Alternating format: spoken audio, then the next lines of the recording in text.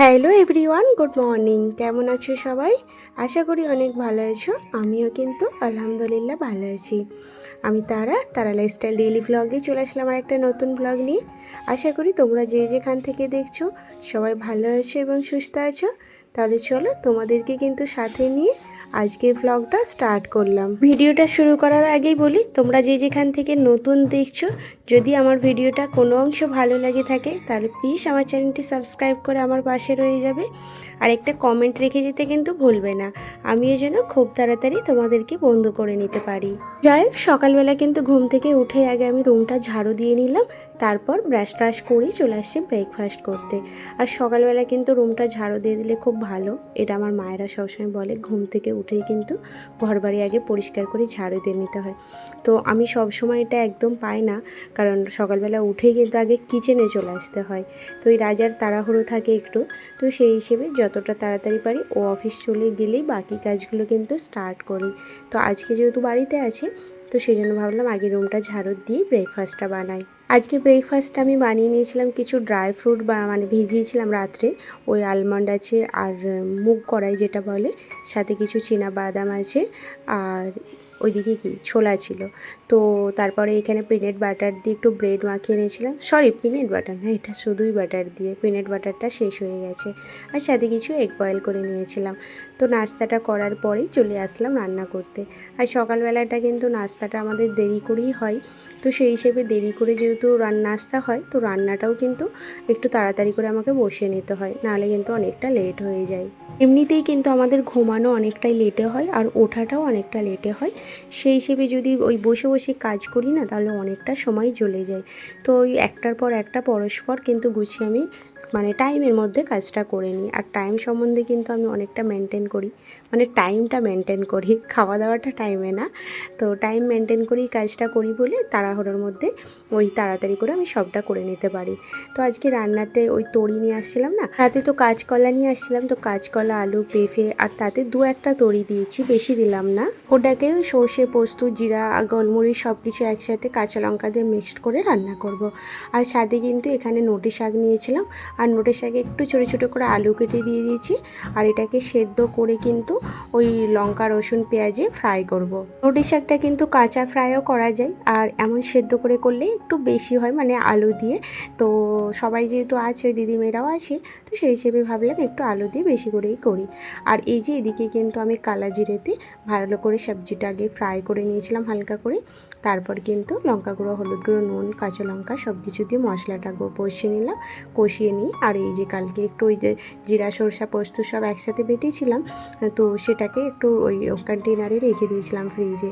কারণ একসাথে না মিক্সারের বাটিতে একটু বেশি করে মশলা পিষে রেখে দিলে এতে দুবারও হয়েও যায় আর ভালোভাবে কিন্তু পেশা যায়। তো এই যে আমি কিন্তু মাছ দিয়ে এটা রান্না করব, আর মাছ দিয়ে না এই রান্নাটা বেশ ভালো লাগে খেতে।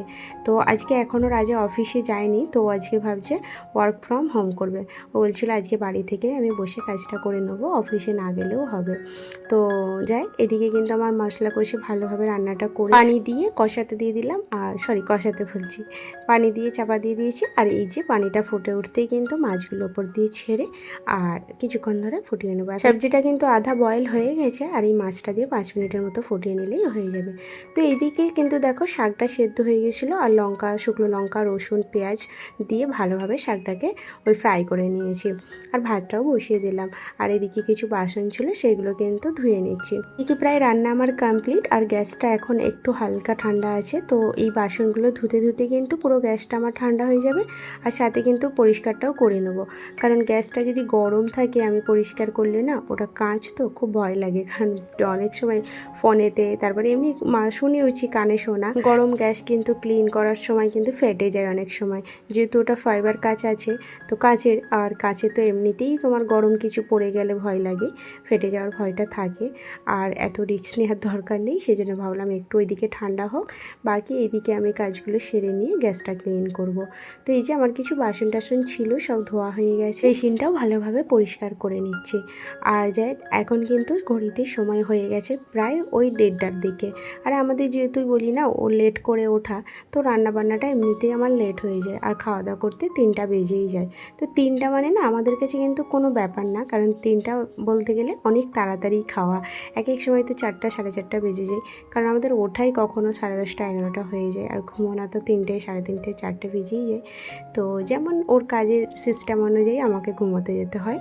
তো ও কখনো লেটে আসে, আবার কখনো তাড়াতাড়ি চলে আসে। যখন তাড়াতাড়ি চলে আসে তখন তাড়াতাড়ি খেয়ে নিই, যখন লেটে আসে তখন কিন্তু লেট হয়ে যায়। আর গ্যাসটাও ভালোভাবে পরিষ্কার করে নিয়েছি। আর আমি কিন্তু রোজ রান্নাবান্না শেষে এইভাবে দেওয়াল টেওয়াল থেকে নিয়ে নিচের র্যাকগুলো সব কিন্তু একসাথে পরিষ্কার করে নিই। তো রান্নাবান্নার শেষে না এইভাবে যদি গ্যাস বলো, তারপরে এই যে এগুলো ওয়ার্ড্রপগুলো, এগুলো যদি ভালোভাবে পরিষ্কার করে নিই, তাহলে না ওই ডিপ ক্লিন করার প্রয়োজনটা আসে না। কারণ রান্নাবান্নার শেষে তো এই কাজটা আমার কাছে অনেক জরুরি মনে হয়। তো এগুলো যেহেতু সবসময় ইউজ করা হয়, ওই ওপর থেকে পানি টানি কখনো পড়ে যায় ওয়াশ বেসিনের, তো এগুলো না সাদা সাদা ছিটা লেগে যায়, তো কেমন একটা লাগে। তো এগুলো যদি আমি রোজ পরিষ্কার করে নিই, তাহলে আমার মনে হয় না যে ওই ডিপ ক্লিন করার প্রয়োজনটা আসবে। আর এতে কিন্তু কিচেনটা অনেক চকচকে পরিষ্কার হয়ে থাকে, দেখতেও ভালো লাগে। আমার না আমার বাড়ির সবথেকে বেস্ট পার্ট হচ্ছে কিচেন।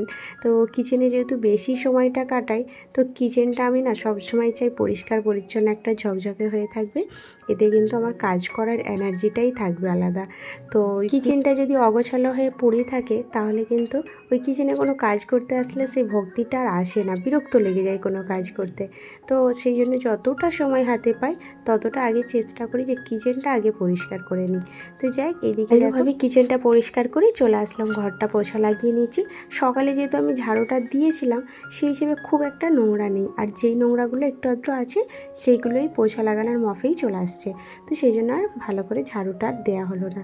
তো ঝাড়ুটা যেহেতু দেয়াই ছিল, আর এই যে আমি কিন্তু কিচেনের সাথে সাথে রোজ ওয়াশ মেশিনটাও ধুয়ে নিই, কারণ ওয়াশ মেশিনটা আমাদের সবসময়ই ইউজ করা হয়। তো ইউজ করার জন্য আজকে হারপিক দিয়ে ধুচ্ছি। তো রোজ আর হারপিকটা দিই না, তো হারপিক ছাড়া আর কিছু দিয়ে যদি ওয়াশ বেসিন ধোয়া যায়, তোমরা আমাকে প্লিজ একটু জানিয়ে তো কমেন্টে। আমি না হারপিক দিয়ে ধুয়ে তো ওই হারপিকের যে মুখের কাছে নলটা আছে স্টিল, তো ওটা কালো পড়ে গেছে।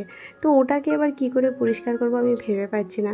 তো আমার তেমনভাবে জানা নেই, তো তোমরা যদি একটু প্লিজ কেউ জেনে থাকো আমাকে জানিও, এতে কিন্তু আমার অনেকটা সুবিধা হয়। কারণ ওই দেখো দেখতেই পাচ্ছ হয়তো ওখানটায় কালো হয়ে রয়েছে, ওটা কিন্তু একদম চকচকে স্টিল ছিল, তো এখন একটু অমন কালার এসে গিয়েছে। আর হারপিকটা না দিলে না ওয়াশ বেসিনটার ওই মাঝের যে এটা স্পেসটা, ওটা ক্লিন হয় না ভালো করে। যেহেতু সবাই এখানে খাওয়া দাওয়া করে হাত ধোয়, তো ইয়েলো ভাবটা থাকেই, তো সেই জন্য কিন্তু আমাকে ওটা লাগাতেই হয় হারপিকটা। যাই হোক ভালোভাবে কিন্তু ওয়াশ বেসিনটা ধুয়ে নিয়েছি, আর এখন না একটা হেয়ার প্যাক বানিয়েছিলাম, তো সেইটাই হালকাভাবে লাগাচ্ছি। হালকা বলতে পুরোভাবেই লাগাবো। তো ওই বানানা ছিল, দইও বাড়িতে যেহেতু থাকে, তো দই দিয়ে কলা দিয়ে মধু, আর সাথে কিন্তু ক্যাস্টর অয়েল অলিভ অয়েল এগুলো দিয়ে না কোকোনাট অয়েলও দিয়েছিলাম, দিয়ে ভালোভাবে মিক্স করে চুলে লাগিয়ে নিচ্ছি। এতে না চুলটা অনেকটা সফট লাগে। আর যেহেতু হেয়ার ফলটা হয়, তো কতটা কন্ট্রোল হবে জানি না, বাট তবুও চেষ্টা করলাম দিই। আর আমার একটু স্কিন কেয়ার বা হেয়ার কেয়ার এগুলো বেশ ভালোই লাগে করতে। আমি মনে করি সংসারের কাজকর্মের সাথে সাথে কিন্তু নিজেকেও পরিষ্কার পরিচ্ছন্ন রাখার দায়িত্বটা কিন্তু নিজেকেই নিতে হবে। তো যাই এখানে কিন্তু ভালোভাবে একটা শাওয়ার ক্যাপ দিয়ে প্যাক করে নিলাম, 1 ঘন্টা পর এটা ধুয়ে নেবো। তাহলে চলো ভিডিওটা কিন্তু আজকের মতো এখানেই শেষ করলাম, টাটা।